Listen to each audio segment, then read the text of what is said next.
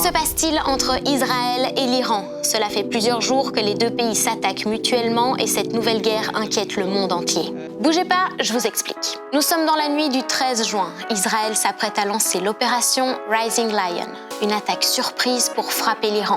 L'objectif de cette flotte de plus de 200 avions est de parcourir des centaines de kilomètres qui relient Israël à l'Iran et de larguer des bombes guidées sur des cibles stratégiques. Principalement des installations nucléaires, des bases militaires et des hauts responsables politiques iraniens. Israël et l'Iran sont ennemis depuis des décennies pour des raisons politiques et religieuses. Depuis plusieurs années, l'Iran cherche à maîtriser la puissance nucléaire. Un objectif jugé inacceptable pour Israël qui considère ce programme nucléaire comme une menace pour sa sécurité. C'est principalement pour empêcher cela que l'armée israélienne a visé des sites nucléaires et militaires clés. La réaction de l'Iran ne s'est pas fait attendre. Il a tenté de remplir le ciel israélien de missiles et de drones pour toucher plusieurs villes du pays. Grâce à son dôme de fer, un système de défense aérienne, Israël a pu détruire la plupart des armes iraniennes. Mais certaines ont réussi à passer au travers et à détruire plusieurs cibles au sol, dont plusieurs quartiers résidentiels. Et des deux côtés, des civils ont été touchés par des explosions.